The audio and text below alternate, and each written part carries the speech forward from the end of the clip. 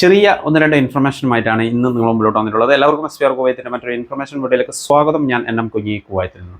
ഒരുപാട് സുഹൃത്തുക്കൾ ചോദിച്ചിരുന്നു, സഹൽ ആപ്ലിക്കേഷൻ വഴി എങ്ങനെയാണ് നമ്മളുടെ ട്രാഫിക് ഫൈൻ ചെക്ക് ചെയ്യുന്നത്, അതുപോലെ തന്നെ എങ്ങനെയാണ് അത് പേ ചെയ്യുന്നത് എന്നൊക്കെ ചോദിച്ചിരുന്നു. അപ്പോൾ ഇന്ന് അതുമായി ബന്ധപ്പെട്ടിട്ടുള്ള ചെറിയൊരു വീഡിയോ ആണ്. അപ്പോൾ നമുക്ക് നമ്മുടെ ട്രാഫിക് ഫൈൻ രണ്ട് വിധത്തിൽ നമുക്ക് ചെക്ക് ചെയ്യാൻ വേണ്ടി പറ്റും. ഒന്ന് ഗൂഗിൾ സൈറ്റ് വഴി, അതുപോലെ തന്നെ സഹൽ ആപ്ലിക്കേഷൻ വഴി. അപ്പോൾ ഏറ്റവും നല്ലത് സഹൽ ആപ്ലിക്കേഷൻ വഴി ചെക്ക് ചെയ്ത് അതുപോലെ തന്നെ അതുവഴി ഫൈൻ ഉണ്ടെങ്കിൽ പേ ചെയ്യുന്നതായിരിക്കും. കാരണം എന്താ വെച്ചെങ്കിൽ ഇപ്പോൾ ഒരുപാട് വ്യാജ സൈറ്റുകളുണ്ട്. നമ്മൾ ചിലപ്പോൾ ഗൂഗിൾ ഓപ്പൺ ചെയ്യുമ്പോൾ നമുക്ക് ഇവിടുത്തെ ട്രാഫിക് ഡിപ്പാർട്ട്മെൻറ്റിൻ്റെ ആ ലോഗോ ഒക്കെ വെച്ച് അത് ഒറിജിനലാണ് തോന്നിക്കുന്ന വിധത്തിലുള്ള സൈറ്റുകൾ നിരവധിയുണ്ട്. അപ്പോൾ അതൊന്ന് ശ്രദ്ധിക്കുക. അപ്പോൾ നമുക്കിത് എങ്ങനെയാണ് ചെയ്യുന്നതെന്ന് ചെറിയൊരു വീഡിയോ ആണ്, മുഴുവനായി കാണുക. അപ്പോൾ പോയാൽ ആ വീഡിയോയിലേക്ക്.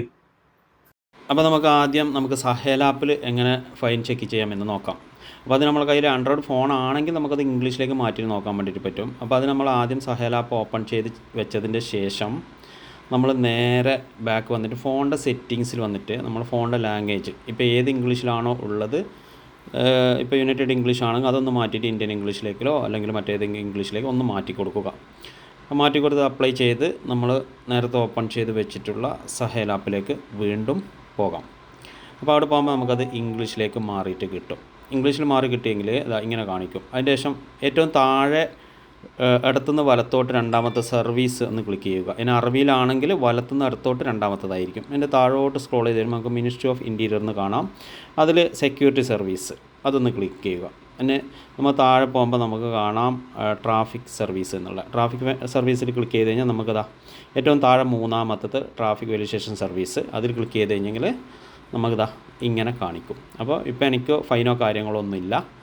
അപ്പോൾ ഫൈനോ കാര്യങ്ങളില്ലെങ്കിൽ ഇങ്ങനെ കാണിക്കും. അതല്ല എങ്കിൽ നമുക്കവിടെ എത്രയാണോ ഫൈൻ ഉള്ളത് അത് കാണിക്കും, നമുക്ക് പേ ചെയ്യാൻ വേണ്ടി പറ്റും. ഇനി നമുക്ക് ഗൂഗിളിൽ എങ്ങനെയാണ് നോക്കാം. ഗൂഗിളിൽ നമ്മൾ സെർച്ച് ബാറിൽ കയറി നേരെ കുവൈറ്റ് ട്രാഫിക് ഫൈൻ എന്ന് അടിച്ചു കഴിഞ്ഞെങ്കിൽ നമുക്കതിൻ്റെ സൈറ്റ് വരും. ഇപ്പോൾ കണ്ട general department of traffic ministry of interior Kuwait, അതൊന്ന് ക്ലിക്ക് ചെയ്യുക.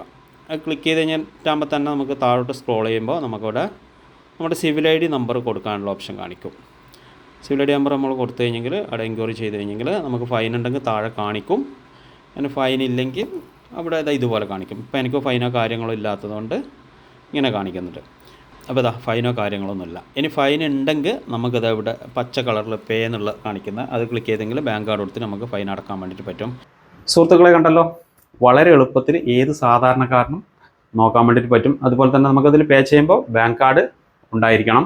ഈ വീഡിയോ നിങ്ങൾക്ക് ഇഷ്ടപ്പെട്ടെങ്കിൽ മറ്റുള്ളവർക്ക് ഷെയർ ചെയ്ത് കൊടുക്കുക. അതിന് നമുക്ക് നല്ലൊരു വീഡിയോ ആയിരുന്നവരെല്ലാം എൻ്റെ പ്രവർത്തകർക്കും നന്ദി, നമസ്കാരം.